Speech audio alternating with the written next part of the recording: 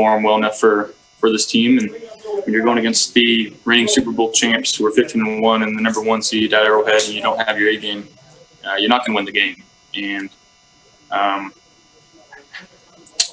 that's what it was. We didn't get the result we wanted to tonight. Give the credit where credit's due. They played a really good game. We got a lot of speed. But this is a learning experience for us. That's how you have to look at it. We had a great season and came up a little bit short tonight, and that's a great football team on the other side. As we have throughout this NFL season, Ryan Clark joins us, I should say, to talk about it. And Ryan, you and I spoke a lot throughout this season about how this Bills team was doing what we wanted the Chiefs to do, right? They were blowing people out. And we gave all the credit in the world to the Chiefs, but we kept saying, man, when are they going to blow somebody out? Well, now we see just how big the gap between the Chiefs and the Bills and maybe everybody else in this league is. How would you frame what the Chiefs put on display and what they're saying about who they are? Well, we always had that cliche. You can't just turn it on or you can't just flip the light switch. Well, this team in football, because they have the best players, because they execute the best, more importantly, because they believe. When you have a head coach who understands it's about getting better every week, even when you are already the best, you can't lose. And they've shown us that the last playoffs. When Russillo and I used to have a radio show, we would talk about the idea of, can you have a successful season when you don't win a championship? And we landed with the idea that you undoubtedly can. If you're the Buffalo Bills, did you take a step forward this year? Yes. Did Allen take a step forward this year? Yes. But when you come up against this team with this young quarterback who's not going away, how do you convince yourself, Ryan, that you can gain on them? Well, listen, the first thing you don't do is go KD and join the Warriors. They make it seem some weeks. And so if you're Josh Allen, you go back to the drawing board and figure out what you did wrong tonight. If you're the Buffalo Bills defense, Leslie Frazier, you do the same because you understand no matter how good we are, they are the benchmark. The Kansas City Chiefs are how we are measured, and we have to be able to beat that team. But this is undoubtedly a step forward, undoubtedly a success for the Bills and the Bills Mafia. And you said it best about this Chiefs team, man. Look, regular season, week whatever, you mess around and the Panthers are close. Okay, Right. But when push comes to shove, we can be down 2 scores in our place, and we're still going to beat you going away. And they did it again. I'm not done with you. I want to talk to you about the Super Bowl in a minute, Ryan. All right, sit tight. Insane. This is 10 appearances in the biggest game in American sports in his 21-year career. It'll also be his 3rd start in the Super Bowl after he turns 40, something no one's ever done. 1 time. He's done it 3 times. But afterwards, very happy Tom Brady heading back to the warmth of Florida and giving credit to everybody else that was part of this journey.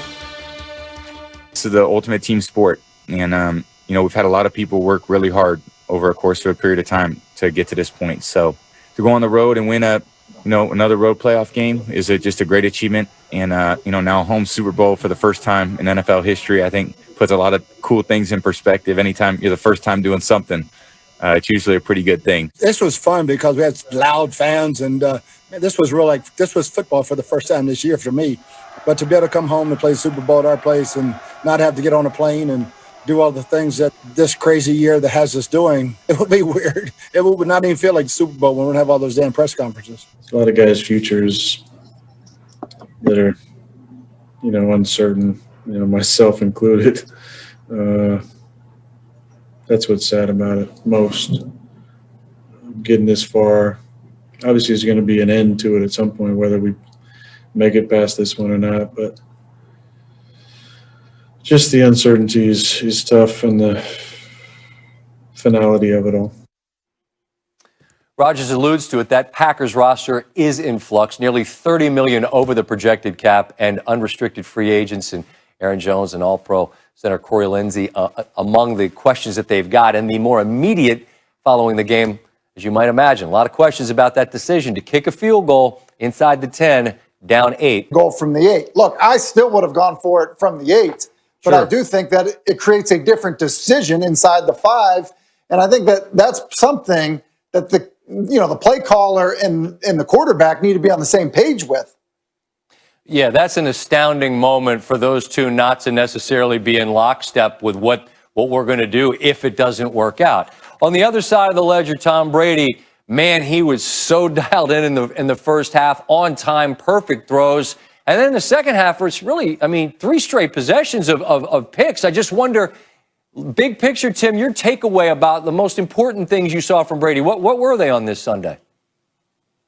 Listen, my big takeaway, Scott, was the defense is what finished this thing for tape. And so the reality of it is, like, yes, he's going to his 10th Super Bowl. He really struggled in the second half. And I think probably the great thing for Tampa Bay is their defense played well enough to get it done against one of the best quarterbacks in the game without their quarterback playing really well in the second half.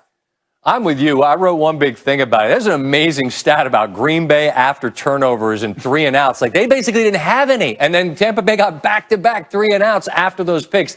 I'm with you. I think it's massive. And then we got 2 weeks to talk about Brady in his 10th Super Bowl, which on its own is insane. And that's something I'm going to talk to you about a little bit later in the show. All right, Tim? Thank you. The studio, the friends, the championship weekend. Hi, everybody. Welcome to NFL Primetime Championship Sunday Style. Chris Berman along with Keyshawn Johnson.